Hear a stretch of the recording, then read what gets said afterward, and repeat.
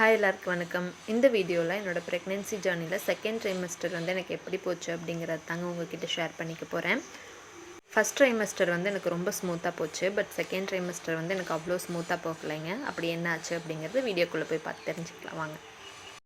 4th month ஸ்டார்டிங்லேயே எனக்கு வந்து வாமிட் குறைய ஆரம்பிச்சிருச்சுங்க. ஏதாச்சும் பிடிக்காமல் சாப்பிட்டாலோ இல்லை வந்து ரொம்ப நிறையா சாப்பிட்டுட்டாலோ தான் வந்து வாமிட் வந்துட்டு இருந்துச்சு. வாமிட் குறைஞ்சதுனால ஃபுட் இன்டேக் வந்து அதிகமாச்சு. நல்லா நிறைய சாப்பிட ஆரம்பிச்சிட்டேன்.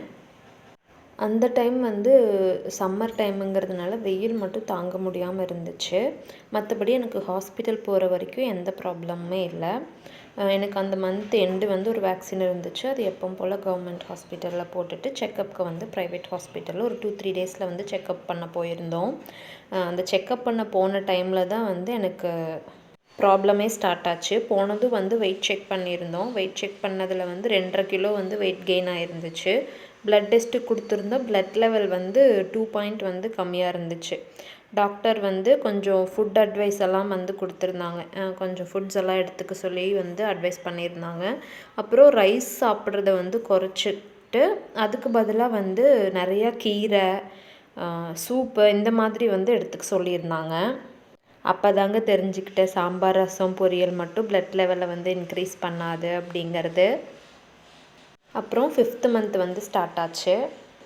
லாஸ்ட் மந்தில் டாக்டர் வந்து சுவரொட்டி, மட்டனு, சிக்கனு, அதுக்கப்புறம் வந்து அத்திப்பழம் இந்த மாதிரியெல்லாம் சாப்பிட சொல்லியிருந்தாங்க.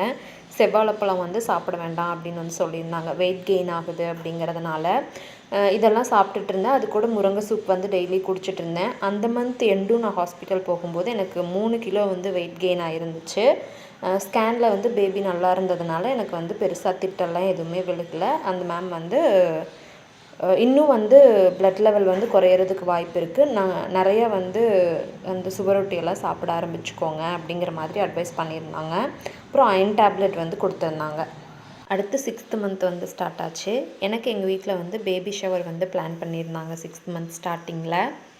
பேபி ஷவருக்கு ரிலேட்டிவ்ஸ் வாங்கிட்டு வந்த பலகாரத்தையெல்லாம் பார்த்துட்டு வாயை கண்ட்ரோல் பண்ணவே முடியலைங்க. நல்லா ஸ்வீட் சாப்பிட ஆரம்பிச்சிட்டேன் அந்த மந்த் எண்டு தான் வந்து எனக்கு குளுக்கோஸ் டெஸ்ட் வந்து இருந்துச்சு. அதெல்லாம் பெருசாக கன்சிடர் பண்ணிக்கவே இல்லை. நல்லா ஸ்வீட்டில் மூழ்கி எந்திரிச்சு தான் வந்து அந்த மந்த் எண்டு வந்து ஹாஸ்பிட்டல் போயிருந்தேன். ப்ரெக்னெண்ட்டாக இருக்க யாராவது வந்து இந்த வீடியோ பார்க்குறீங்க அப்படின்னா குளுக்கோஸ் டெஸ்ட் கொடுத்துருக்காங்க அப்படின்னா அதுக்கு ஒரு 1 மந்த்துக்கு முன்னாடியே சுகரெல்லாம் கண்ட்ரோல் பண்ண ஆரம்பிச்சுக்கோங்க. இல்லைன்னா ரொம்ப சிரமமாக இருக்கும். எனக்கு அந்த டைமில் வந்து அட்வைஸ் பண்ணுறதுக்கு யாரும் இல்லை. அதனால் வந்து நல்லா சாப்பிட்டுட்டு போனதுக்கப்புறம் தான் வந்து அதனோட விளைவே எனக்கு தெரிஞ்சிச்சு. அந்த மந்த் ஹாஸ்பிட்டலில் எனக்கு ப்ளட் டெஸ்ட் இருந்துச்சு. போனதும் வந்து வெயிட் செக் பண்ணியிருந்தோம். 4 கிலோ வந்து வெயிட் கெயின் ஆகிருந்துச்சு. பார்த்ததும் பயங்கர ஷாக்கு. அப்போவே அழ ஆரம்பிச்சிட்டேன், டாக்டர் என்ன சொல்ல போகிறாங்களோ அப்படின்ட்டு.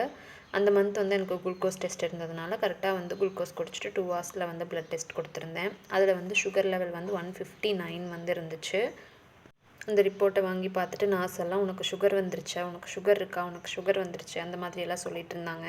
எனக்கு ஒன்றுமே புரியல. ஃபுல்லாக பிளாங்க் ஆயிடுச்சு. டாக்டர் செக் பண்ணும்போது திட்ட ஆரம்பிச்சிட்டாங்க. அவ்வளோ ஸ்வீட்டெல்லாம் சாப்பிடக்கூடாதுமா, படித்த பொண்ணு தானே தெரியாதா, அந்த மாதிரியெல்லாம் வந்து சொல்ல ஆரம்பிச்சிட்டாங்க. அடுத்த நாள் காலையில் வந்து எனக்கு ஃபாஸ்டிங் சுகர் டெஸ்ட் வந்து இருந்துச்சு. எதுவும் சாப்பிடாமல் காலையில் ஒரு 7 மணிக்காட்ட வந்து ஹாஸ்பிட்டல் போய் ப்ளட் கொடுத்துட்டு அதுக்கப்புறம் சாப்பிட்டு அப்புறமும் வந்து எனக்கு சுகர் டெஸ்ட் பண்ணாங்க. அதுலேயும் வந்து 119 வந்து இருந்துச்சு. சுகர் வந்து உனக்கு குறையவே இல்லைன்னு டாக்டர் வந்து சுகர் டேப்லெட் கொடுத்துட்டு சுத்தமாக வந்து நீ எந்த ஸ்வீட்டுமே எடுத்துக்கூடாது, சுகரும் வந்து சேர்த்திக்கூடாது அப்படின்னு வந்து சொல்லியிருந்தாங்க.